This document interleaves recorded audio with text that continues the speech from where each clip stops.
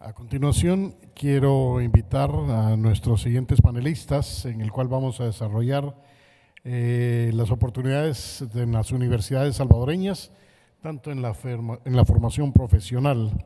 Nuestro moderador será Waldo Jiménez y estaremos acompañados de Humberto Flores, quien es doctor en filosofía y licenciado en teología y en historia, vicerrector académico de la Universidad Don Bosco, a quien invito a pasar al frente. También a Óscar Picardo, doctor en didáctica y organización escolar. Él es el director del Instituto de Ciencias de la Universidad Francisco Gavidia. Nos acompaña esta tarde también Ricardo Flores, doctor en cooperación internacional para el desarrollo, decano de la Facultad de Ciencias Económicas y Empresariales de la Universidad Centroamericana José Simeón Cañas, UCA. Y finalmente se presenta también junto a estos panelistas Federico Harrison. Él tiene un máster en Economía y Administración de Empresas y actualmente es rector de la Escuela Mónica Herrera. Ellos van a desarrollar un panel llamado Oportunidades Universidades Salvadoreñas en la Formación Profesional. Así que adelante, Waldo. Gracias, Charlie.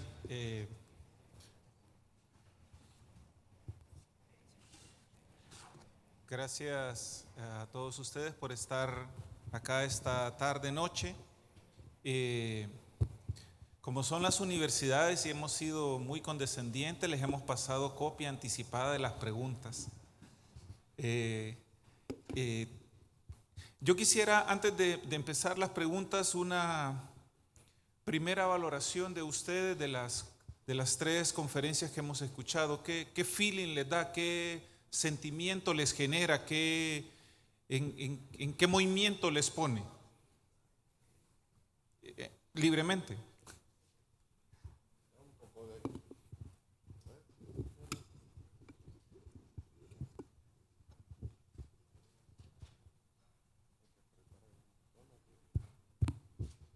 Dale.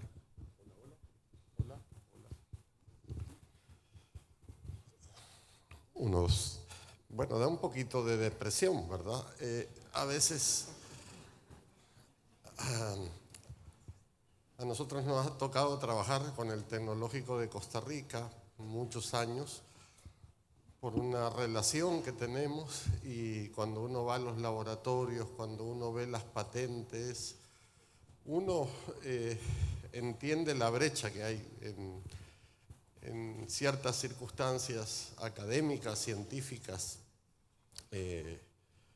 y bueno, pero también hay que ser optimista, ¿verdad? Hay que pensar en temas positivos, y creo que hay muchas oportunidades y entusiasmo pese a la adversidad, pese a los resultados de la prueba PISA, de la prueba ERCE, que tampoco son alentadores para el futuro. Creo que tenemos que empujar y ver estas experiencias como una oportunidad para aprender, hacer contactos, generar intercambio, mover gente y iniciar el camino. No podemos decir, bueno, hay una brecha de 30, 40, 50 años y no la podemos alcanzar. Entonces creo que sí se puede cuando hay políticas públicas de largo plazo, que no las hay, cuando hay financiamiento específico y focalizado, que tampoco no lo tenemos, pero algún día quizás lo vamos a tener. Gracias, Óscar. Ricardo. Sin lugar a dudas, la innovación es uno de los pilares de la competitividad de cualquier país. No hace mucho, en estas mediciones que suele hacer el Foro Económico Mundial, suponía que nuestro país estaba en las posiciones del ranking 121 de 143 economías. Para hacer la caricatura, estamos mejor en el ranking de la FIFA que en el ranking de la competitividad. Digamos eso a modo muy general. La pregunta que esto nos lleva, sin lugar a dudas, será: ¿en qué país estamos pensando? ¿Qué país queremos? Visión, horizonte, perspectiva, es también, pues, en definitiva, una mirada de largo plazo. A partir de ahí, pues, las valoraciones que los colegas nos trasladaban, pues, son discusiones que dentro del ámbito académico se ven venir. Formación en marketing digital, temas de inteligencia artificial, pero también se aúna a un hambre de conocimientos integrados, se aúna también a una visión de mundo, a una visión mucho más holística, en donde pues también emergen algún tipo de elementos que no necesariamente están en el sector académico. Resolución de problemas, habilidades blandas, capacidad de comunicación, dominio del segundo idioma. Estos son aspectos que los empleadores también suelen suponer en estas dinámicas, por ejemplo, de formación. Cuando hacemos en la universidad, en la UCA, de manera muy particular, nuestros estudios de brechas laborales o nuestros estudios de empleabilidad, las competencias genéricas o funcionales que más solicitan los empleadores suelen estar acá, suelen estar enraizadas acá. Evidentemente, pues tenemos un desafío de flexibilizar en todo sentido, desde componentes curriculares, pero también a sabiendas que pueden existir marcos normativos a priori, pues que van diseñando una serie de elementos en donde pues también nos vamos moviendo. He apuntado algunos retos, algunos desafíos, pues uno tiene que ver con esto, la flexibilización versus la rigidez que caracteriza tradicionalmente en nuestra América Latina, y luego pues esta hambre de conocimientos integrados. Solo para terminar esta primera intervención, creo que tenemos altas posibilidades de trabajo universidad de empresa. El diseñar también esquemas a la carta pueden ser elementos importantes. Esta no es una generación que está muy anuente a los títulos, por el contrario, estamos en la generación que no colgará su título en la pared en la sala, pero sí necesita elementos mucho más prácticos, demandan de aspectos más prácticos, y ahí creo que podemos diseñar pues estas colaboraciones. También el modelo de la triple hélice que uno de nuestros comentaristas apuntaba. Gracias, Ricardo. Antes de pasar a Humberto, les comento, por quienes no tienen el número para hacer preguntas, mi número es 7854-3369 y aquí pueden hacerles preguntas a los profesores. Juntos suman al menos 3 doctorados y 10 maestrías, así es que aprovechémoslo. Por favor, Humberto. Muy bien, yo creo que los desafíos que nos han puesto los expositores que nos han precedido, creo que por el país, no solo lo que ha dicho el doctor Picardo y Ricardo sobre las estadísticas, sino que el escenario sociopolítico, económico del país requiere que nos unamos más las universidades y las empresas. Yo lo veo así. Creo que en los años pasados hemos estado muy pasivos a este momento de interrelacionarnos y de verdaderamente de hacer un ecosistema de talento humano, pero no solo pensar en la educación continua, en la formación profesional, sino en indicadores de I+D+I, en propiedad intelectual, en modelos de utilidad, en patentes, porque así vemos que estos países que van a la delantera de nosotros se unen con la empresa para investigaciones, para formación de doctores, para sacar patentes y sacar modelos de utilidad, que es el único camino que vamos a tener en el país para un Salvador mejor. Yo creo que sí, el escenario, como dije, sociopolítico y económico es desalentador, pero yo creo que unidos aquí podemos empezar a pensar y a unirnos con fuerza. Gracias, Humberto. Federico. Gracias.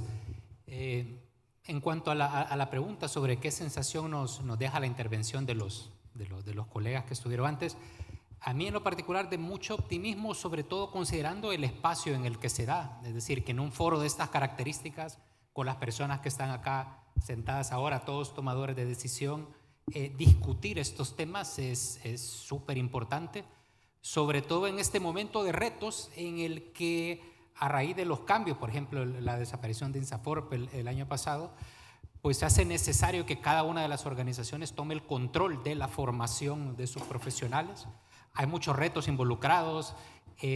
Me gustó mucho la gráfica que presentó Osvaldo del desarrollo de un profesional, es decir, sale de la universidad con ciertas capacidades, pero luego hay un periodo formativo adicional del que la empresa tiene que hacerse cargo a través de planes de carrera, de planes de formación, y tener la oportunidad de discutir esos temas en este foro no puede hacer sino dejarnos buenas sensaciones. Gracias, Federico.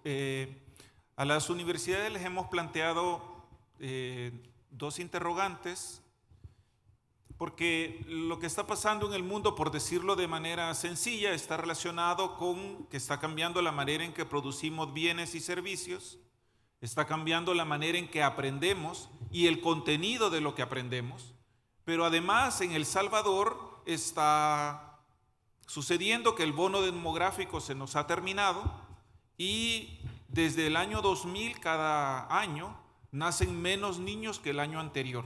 Tenemos la pirámide invertida de hace 24 años.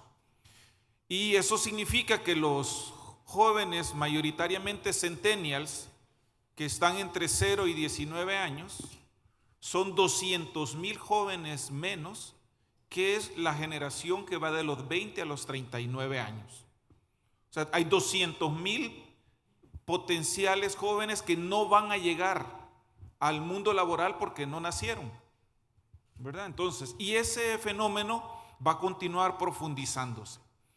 Y bueno, ya mencionaron que se ha terminado una fuente importante de financiamiento para la formación profesional. Entonces, lo que les preguntamos a ellos es, las universidades dan educación a un grupo selecto de jóvenes que terminan la secundaria, pero las empresas, a través de INSAFOR, educaban a más de 300,000 jóvenes todos los años. ¿Cómo han actuado las universidades en la formación profesional y cómo se miran en el futuro, en un nuevo sistema? ¿Qué rol se ven jugando? Dado que las universidades tienen una rigidez porque deben cumplir unas leyes, no pueden hacer lo que quieren. Pero ¿cómo se miran? Entonces, Humberto ha preparado una presentación breve que nos va a compartir y después le damos la palabra a los demás. Por favor, Humberto. Muy bien. En la primera parte de la presentación pues nos indica cómo estamos en el país, cómo hemos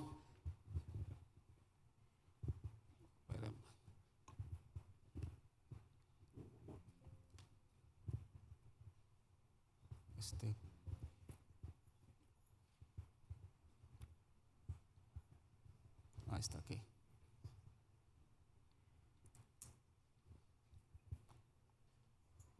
Bien, nosotros hemos tenido por estos años una serie de rubros para atender todos los desafíos y las exigencias que tienen las empresas.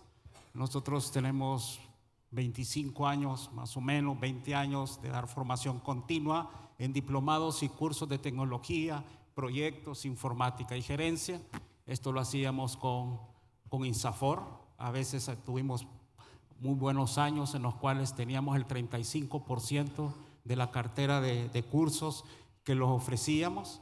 Asimismo, teníamos un sector de certificaciones de Cisco, de Lead Lab, que esto también lo convertimos en convalidaciones para carreras, ISO 5000, ISO 14,000, protección radiológica, que era cursos certificados en metrología, y mercancías peligrosas, también cursos certificados en el área de aeronáutica y que lo estaban solventando la AAC.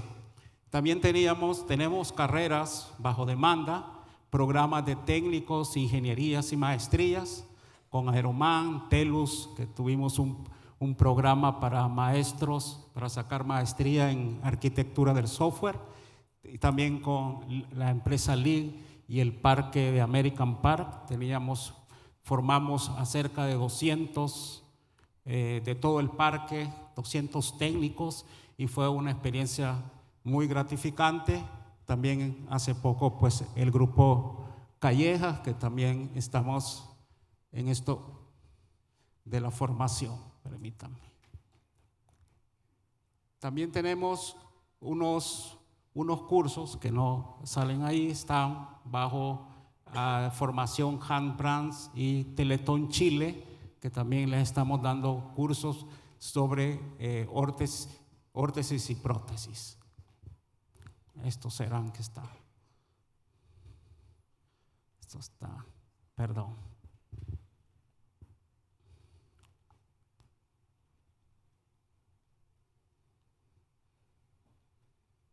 Bien, los números que tuvimos en el año 2023 no son ya pues este tema del INSAFOR.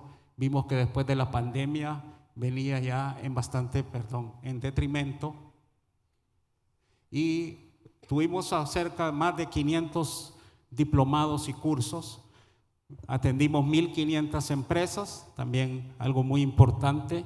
Desde la Dirección de Emprendimiento e Innovación atendimos 377 MIPES con asesorías, cursos y vinculaciones, 480, y los beneficiarios fue un número relativo de 6.500.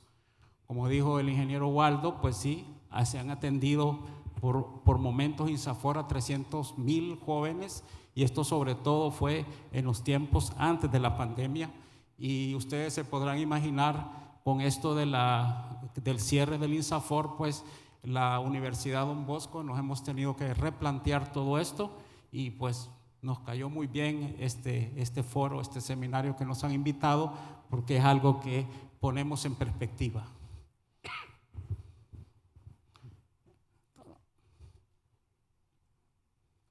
Bien, estos son una serie de cursos que no los voy a mencionar, de aquellos 300 que tenemos de áreas muy básicas, que también se dan por los centros de formación profesional, que hay institutos tecnológicos de educación media salesianas, también lo proveen, que se unen con nosotros, y así para cursos ya universitarios, cursos avanzados y las certificaciones que les estaba comentando. ¿Cómo nos colocamos nosotros frente a todo esto? A la pregunta que nos hicieron. Bueno, es este modelo que hemos tenido por tantos años, pues llevarlo y hacer un énfasis muy grande en las certificaciones. Vamos a ver que seguir con los diplomados de tecnología, proyectos, informática, gerencia, y sobre todo apostar por estas certificaciones. Estas son algunas, pero queremos en la búsqueda de más, y yo creo que lo que nos han hablado nuestros predecesores, tanto de México, Perú y Costa Rica, yo creo que nos dan unas ideas muy fuertes para entrar en esto. Otra cosa que tiene la universidad, además, es que nosotros buscamos las convalidaciones de créditos académicos. Nosotros tenemos una ley de educación superior muy inflexible, podemos decir anacrónica, frente a todos los retos universitarios que se dan en el mundo. Sin embargo, con este tema de las convalidaciones, nosotros podemos, digamos, lo que se llama como equivaler los cursos en asignaturas que tienen de las carreras de ingeniería o técnicos.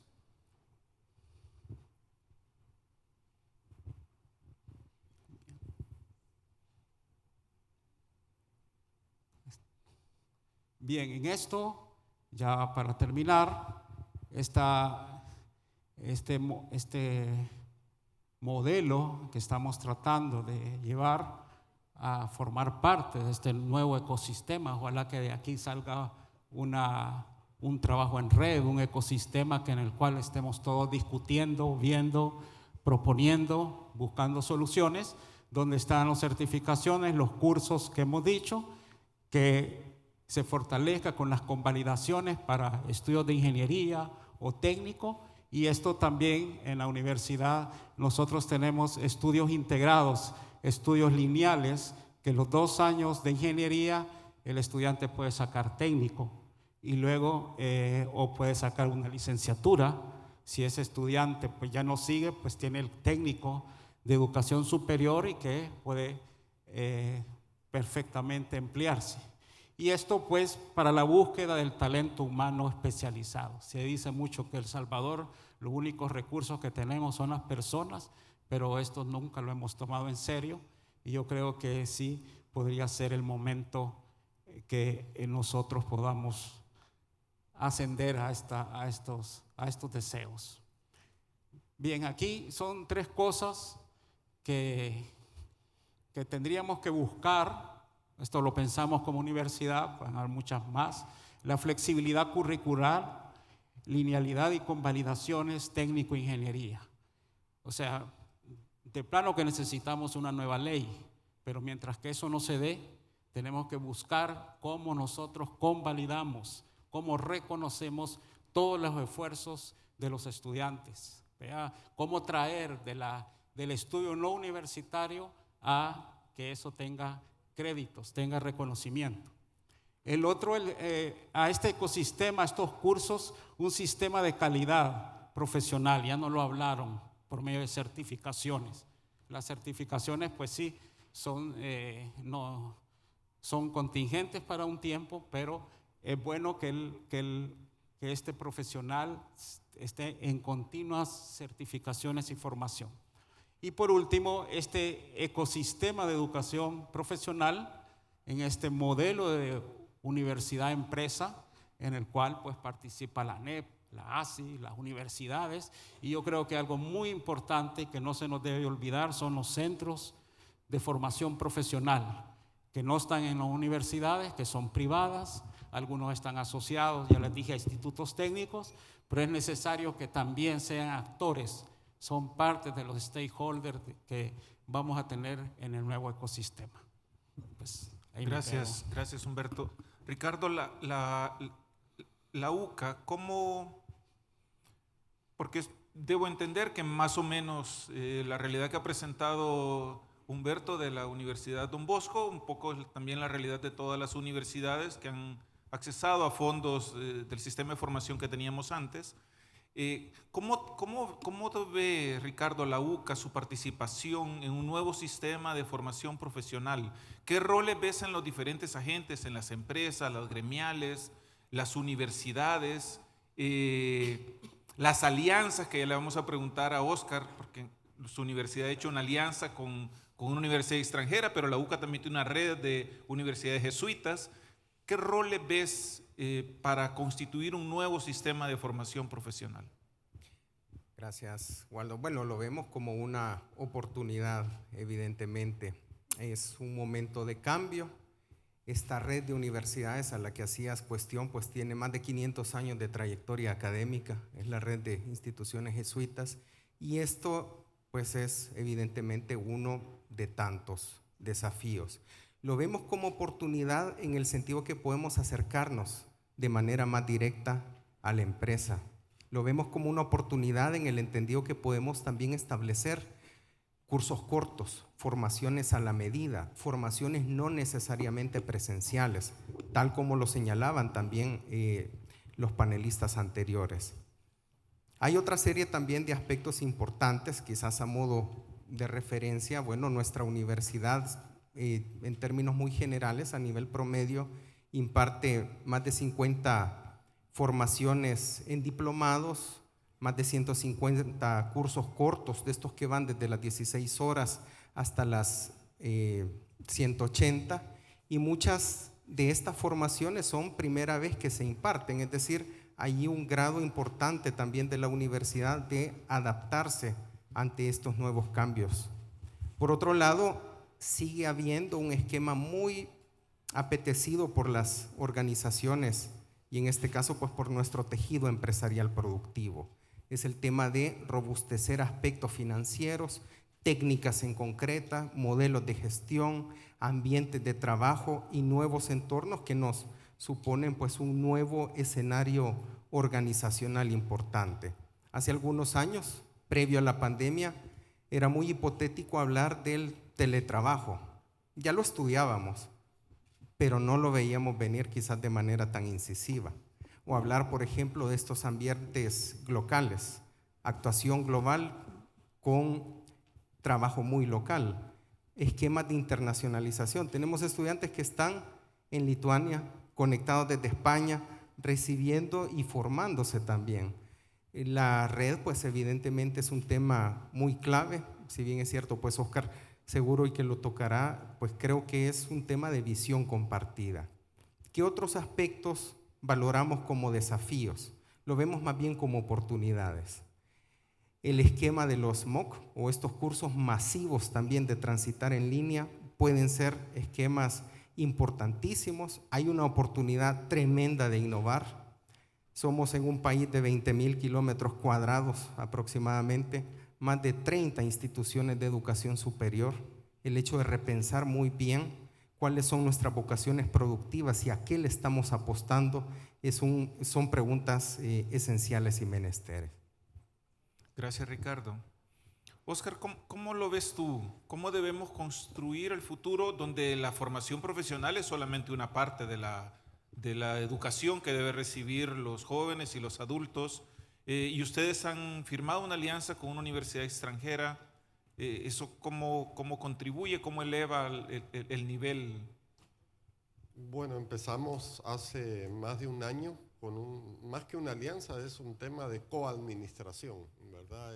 Si quieres. Es una alianza bastante compleja en donde pasamos a ser parte de la red de Arizona State University.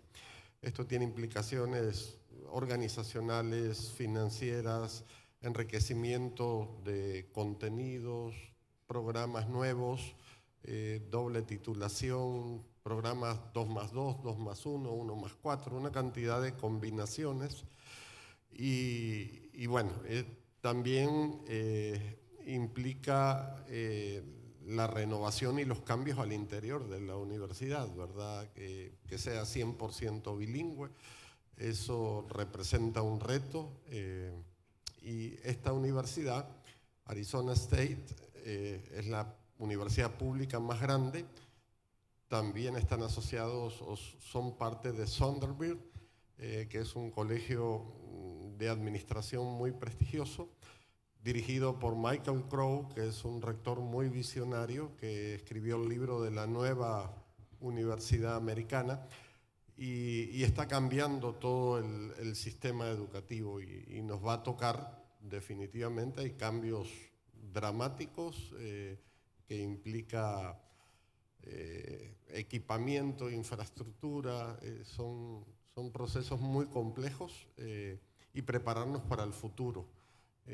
Hay una clara visión de transformar la universidad en un espacio o en una institución de clase global y eso implica romper fronteras, romper moldes. Afortunadamente, bajo el paraguas de ellos ya podemos contar con avales académicos que trascienden el marco legal salvadoreño, porque como decía Humberto, es bastante rígido. Entonces podemos titular con ellos, pero también está el gran desafío de, por decirlo de alguna forma, la materia prima. De cada 10 chicos y chicas que terminan sexto grado, solo 4 llegan a educación media, solo 2 se gradúan, solo 2 ingresan y solo 1 se gradúa. 1 de cada 10. Y si nos vamos a las estadísticas duras y rígidas, de 50,000 bachilleres que se gradúan al año, alrededor de 500 tienen las competencias reales para entrar en instituciones de clase global. Y eso lo analizó Arizona State con las cifras de la prueba PISA y de la prueba ERCE. O sea, de 50,000, solo 500 tienen el perfil para ingresar. ¿Y quiénes son? Sorpresa: escuela alemana, liceo francés, escuela americana, escuela británica, los bilingües, los que tienen bachillerato internacional, y los chicos y chicas que han tenido un programa de 7 de la mañana a 3 de la tarde, que comen bien, que han tenido ambientes. O sea, no tenemos que ir a Finlandia, ¿verdad? Hay modelos educativos exitosos, pero tenemos que mejorar muchísimo para que estos chicos y chicas tengan posibilidades y oportunidades, sobre todo mejorar matemáticas, que es un área básica para todo el tema de inteligencia artificial, programación, ingeniería de software. El desafío es bastante grande. Gracias, Oscar. Federico, ustedes han tenido en la Escuela Mónica Herrera una oferta amplia de formación profesional. que estaba financiada parcialmente, ahora ya no tenemos ese financiamiento. ¿Cómo están haciendo? ¿O cómo visualizan que deberíamos hacer las universidades, la escuela, con las empresas, con las gremiales? ¿Cuál es el camino? Yo creo que la situación actual presenta unas oportunidades grandísimas. Creo que hasta el año pasado, y no me dejarán mentir quienes estaban acá, digamos que la oferta de la formación y de la actualización profesional para las empresas estaba pues más o menos centralizada en la figura de INSAFORP, una organización súper bien administrada y bastante ágil que hacía constantemente mejoras, pero lo cierto es que las empresas cotizaban todos los meses y luego podían enviar a su gente a los cursos que estaban pues, más o menos aprobados y centralizados por INSAFORP. Creo que ahora, como decía al inicio, las empresas tienen que hacerse cargo de su propia formación, y ahora lo interesante es que la demanda de esa formación profesional está en manos de las empresas, y eso hace que el proceso no pueda sino mejorar mucho. Por ejemplo, ahora, antes las empresas mandaban al personal a sus diplomados, certificaciones, a distintos programas de formación, un poco como para acabarse el cupo de INSAFORP, para cumplir con ese presupuesto. Los colaboradores iban, participaban, no sé, 16, 20 horas en un diplomado y luego regresaban a la empresa y quién sabe qué pasaba ahí. Creo que ahora que las organizaciones son quienes lo tienen que financiar, pues estarán más interesadas en que las personas que vayan a los programas de formación sean evaluados, que haya una certificación de que efectivamente aprendieron y desarrollaron las competencias que se supone que deben aprender y desarrollar, y por lo tanto el resultado de esa formación tendrá que ser mucho más efectivo para las empresas. Yo creo que las universidades, no hacemos mal algunas cosas, pero entre las cosas que hacemos bien y que sabemos hacer es, primero, diseñar experiencias de aprendizaje que articulen la formación de competencias, que eso es importante. No se trata solo de sentar a alguien 20 minutos o de tomar un curso y ya aprendió. No, hay que hacer una articulación de una experiencia, de lo que tiene que suceder. Y además, creo que somos buenos o hemos aprendido a evaluar esas competencias. Es decir, las empresas ahora, y lo que nosotros estamos viendo es cada vez, por ejemplo, a nosotros nos contratan más para cursos in-house, los llamamos cursos hechos a la medida de las organizaciones.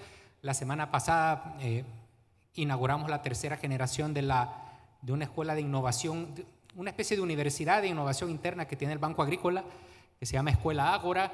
Desde hace un poco más de 3 años nos sentamos con ellos, codiseñamos el currículum, profesores nuestros lo imparten y nosotros nos encargamos de impartir y sobre todo de evaluar, que creo que es lo más importante en todo este proceso. Y así como esa experiencia, estamos viendo cada vez más interés de empresas, muchas de las que están acá representadas, de diseñar de verdad sus programas internos de formación.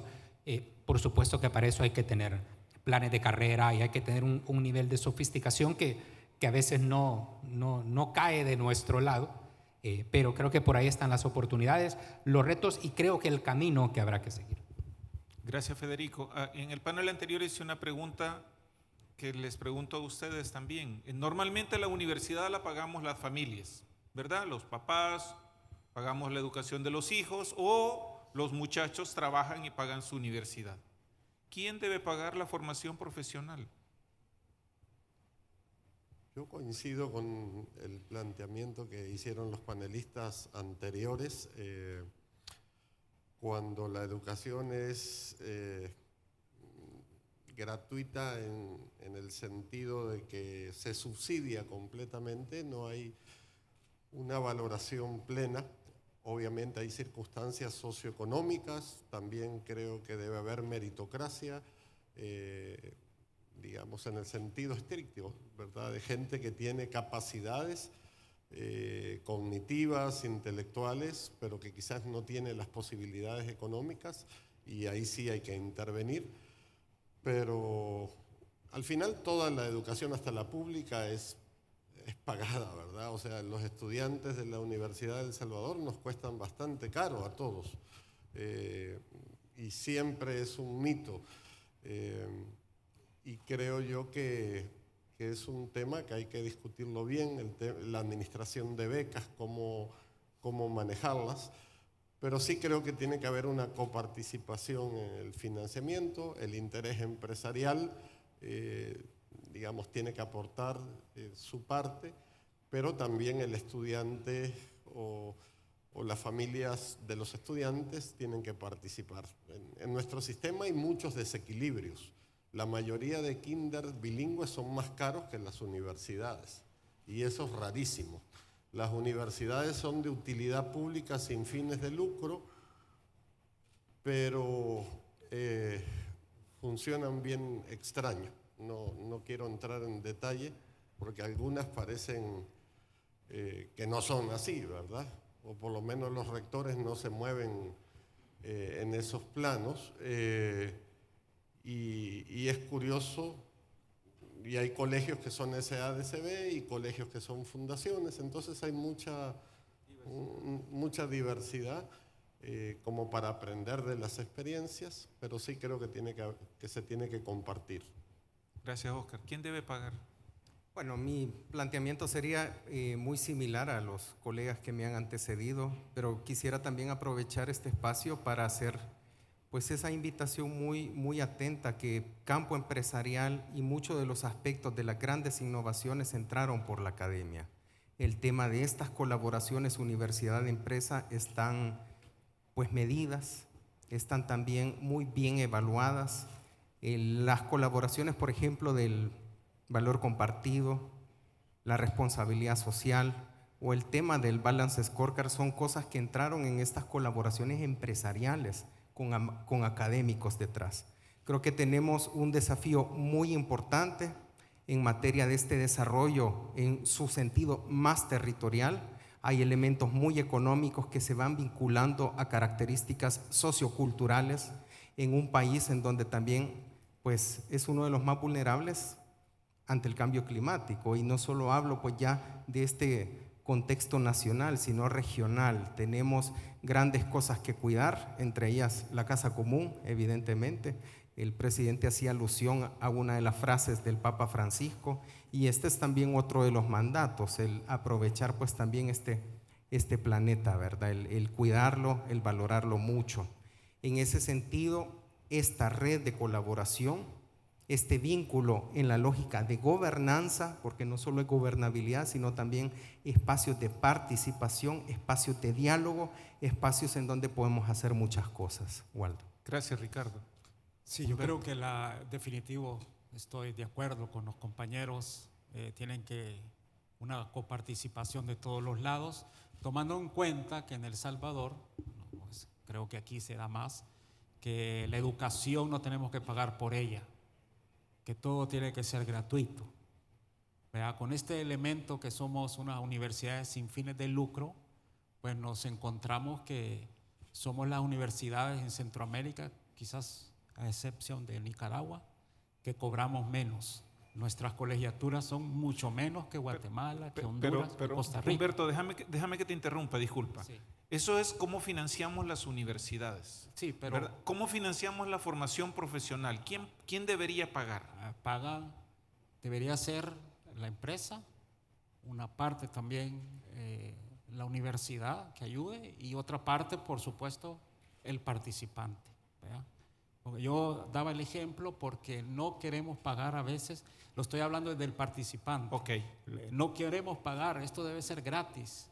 Si yo estoy en un lugar, en una empresa, me lo tienen que pagar. Y yo creo que eso es algo que tenemos que ir superando, que la educación vale. O sea, es un valor, no es un precio que le damos a las cosas, es un valor que va hacia la acción humana para el talento humano.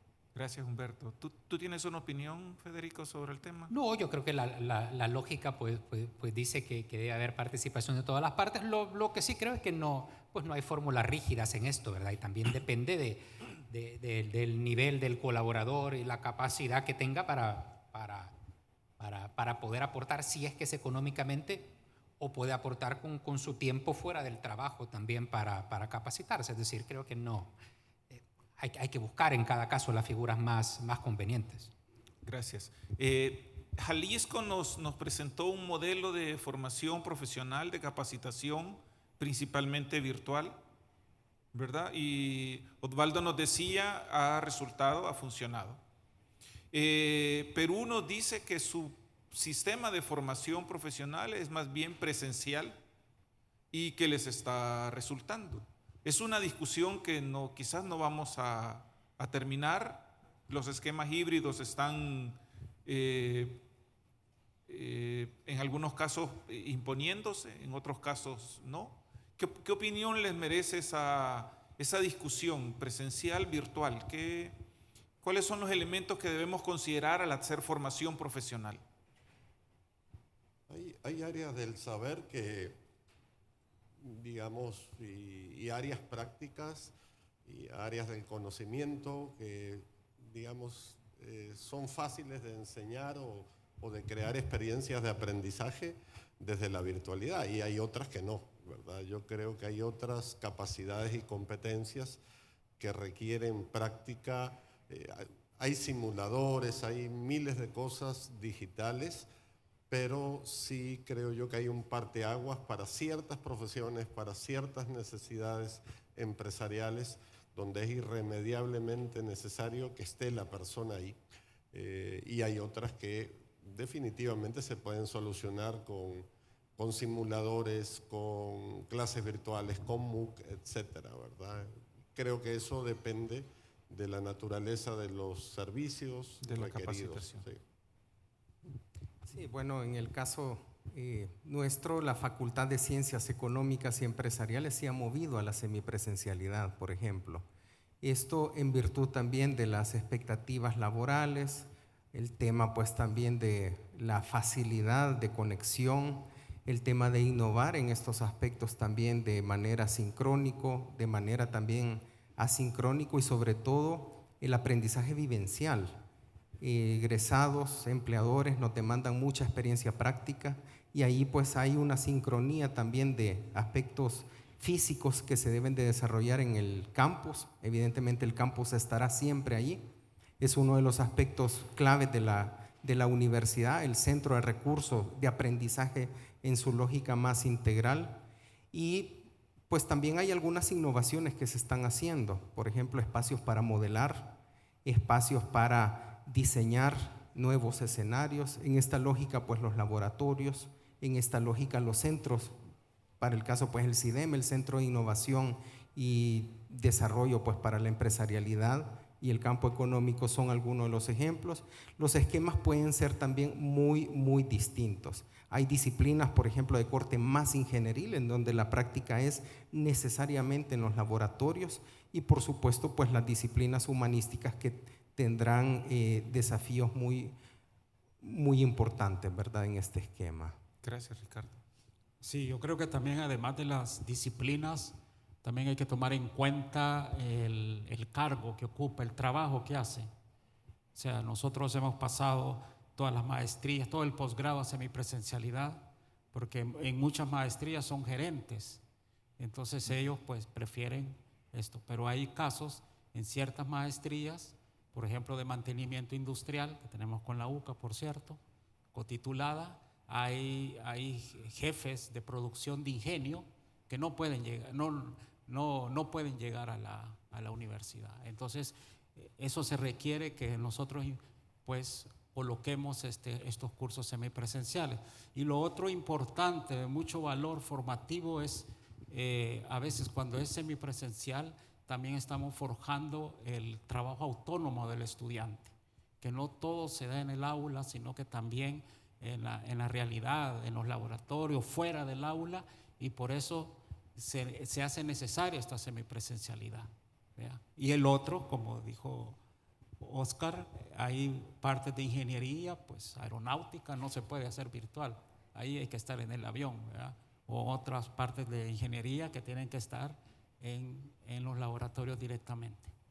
Gracias. Sí, yo creo que la pregunta de si presencial o virtual, pues nunca tiene que ser la primera pregunta que uno se hace. La primera pregunta es tener claro cuál es el objetivo que tengo con un programa de formación o de actualización profesional, cuáles son las competencias que quiero formar. Y una vez teniéndolo claro y conociendo cuáles son las circunstancias en las que se va a dar por el tipo de personal que es o lo que sea, pues entonces habrá que pensar si la virtualidad o la presencialidad son el mejor recurso, la mejor plataforma para formar esa competencia. Yo creo que es un error que invitaría a no cometer, comenzar preguntándose por ahí, ¿vamos a hacer algo presencial o virtual? No, lo primero es saber cuál es el resultado que quiero lograr y luego pensar cuál es la mejor forma de alcanzarlo. Bueno, hemos completado los 40 minutos que teníamos asignado a este panel. Quiero agradecerles a la Escuela Mónica Herrera, a la Universidad Don Bosco, a la Universidad Centroamericana José Simeón Cañas, la Universidad Francisco Gavidia habernos acompañado. Seguramente este será un primer ejercicio, pero continuaremos dialogando con ustedes y con otras entidades para constituir y con las gremiales un buen sistema de formación profesional. Tenemos 2 excelentes conferencias de la inteligencia artificial a continuación. Démosle un aplauso a nuestros panelistas. Y Charlie, gracias.